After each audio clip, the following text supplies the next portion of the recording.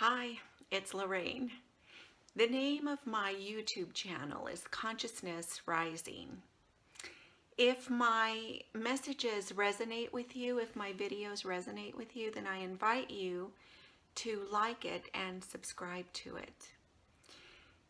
I am becoming more and more aware of the increased level of concern and fear that's happening in the world today as a result of this virus, the COVID virus, and people having to stay in their homes to shelter in place.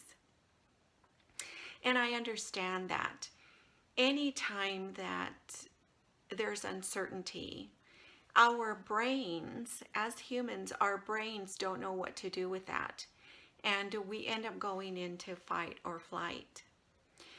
So our brain, as humans, we need to understand something. We seek to understand something so that we can explain it, so that we can then predict around that.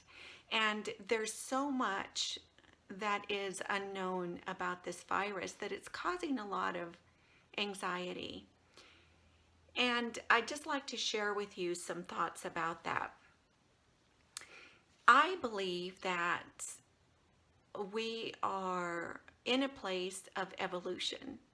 You are witnessing evolution right now, this very moment. We are going through it. It's happening on a global scale, which to me means that we've reached a state of consciousness as humanity that we have kind of shifted the game a little bit. You know, we've been saying for a long time that how can this world go on the way it is? How can we continue the way it is? There's a lot of destruction. There's a lot of ungodliness in the world, and how can it continue like that?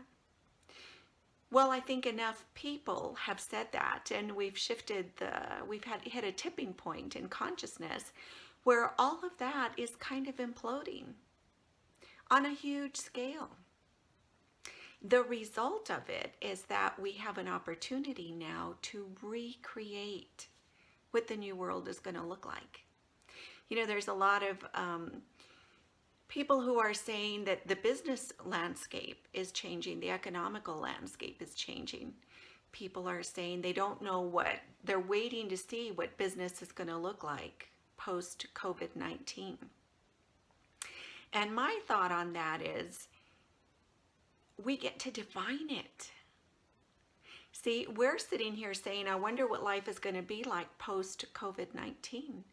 Well, we get to define it. So the question is, are we going to bring with us all of that stuff that was pre-COVID-19 that we didn't like and prayed wouldn't happen anymore and complained about?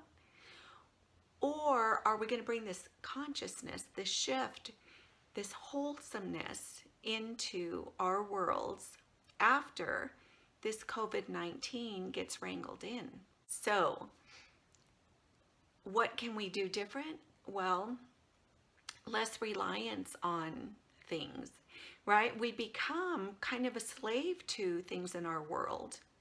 Now, this has kind of been mild, at least up until now.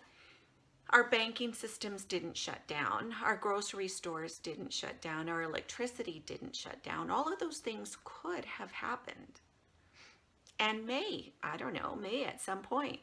But we can strengthen ourselves if we step away from our reliance on some of those things. You know, the reality is that the dolphins are back in the canals of Venice. The birds are singing. Flowers are blooming. Trees are budding. There's a lot of beauty. The skies are clear over some of these cities that had the densest and heaviest smog. All of those are gifts to us, I believe, from the divine. We've hit a reset button. And we have this opportunity to do things differently. So I encourage you to take this downtime and to start cultivating some new wholesome things. Bring those into your life: cooking, gardening, crafts, painting, right? Beautifying your space, meditating, prayer, any of those things.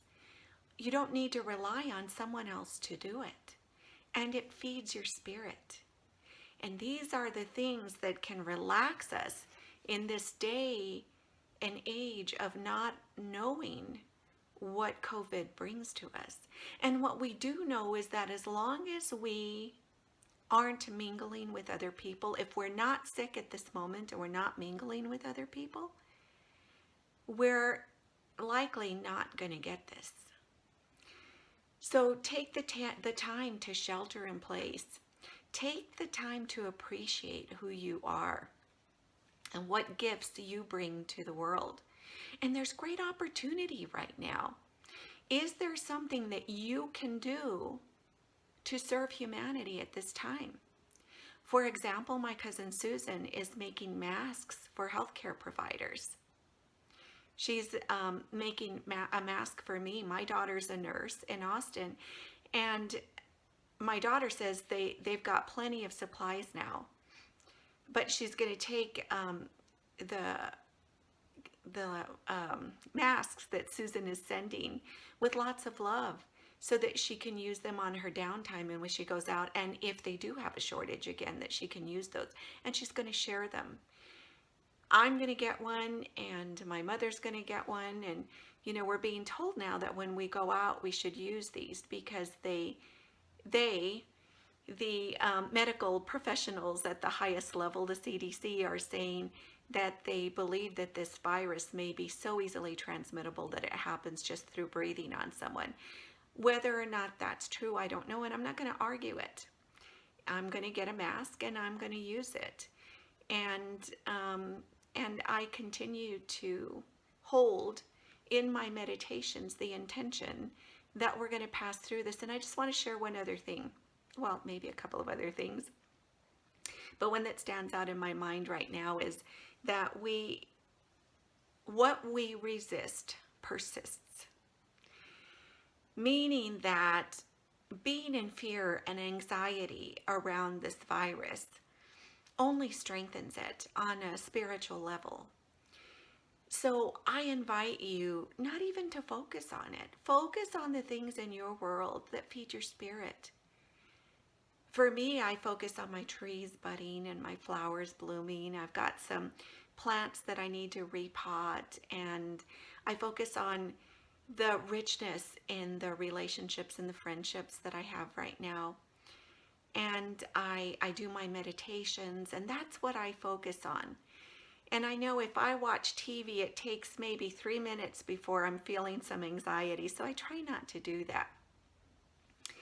I invite you to step away from all that fear, because what we're doing by buying into that fear and anger at the government and whatever it is that we do, what we're doing is we're creating more of that. We are co-creating that on a huge level. And it's time to step away and be grateful that the dolphins are back, and be grateful for the birds that are singing and the clear skies and all these things that we've been wanting to happen for so long, but we didn't know how it was going to happen. Our climate is clearing up. And that's something that we need to take stock of, and I feel need to be grateful for, so that we create more of that. We've been given a huge gift. Huge. Globally, think about this. So maybe this virus, although it's resulting in death, people are getting sick from it. I get that. But there are two sides to every coin. Maybe this is also a blessing in disguise. So I invite you to change the stagnation that you're feeling right now. And if you're not feeling it yet, you may feel it because we're stuck indoors. But to change that through embracing the new. We don't yet know what the new is, but we all have a hand in creating that. Let's plant gardens. Let's help each other out. Let's send love to each other. I'm sending a lot of love to you right now. I'm sending you a great big hug. I hold an intention for you to remain healthy.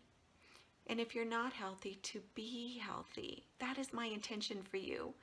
I hold the space for us all to thrive like we haven't in a long time, or maybe that we've never thrived before. I invite you to step away from the fear, although it's real. And there are things to fear. I invite you to look at the things that are flourishing in your world so that internally you begin to flourish too. So I'm going to record another video. I don't want this one to go too long, but I'm going to record another video on releasing the anxiety and the fear. So you'll want to watch that. Check out my channel, Consciousness Rising. And if you'd like to reach me, my contact information is below. I'm sending lots of love your way and celebrating this reset that we've been given. All right, until next time, be well. Namaste.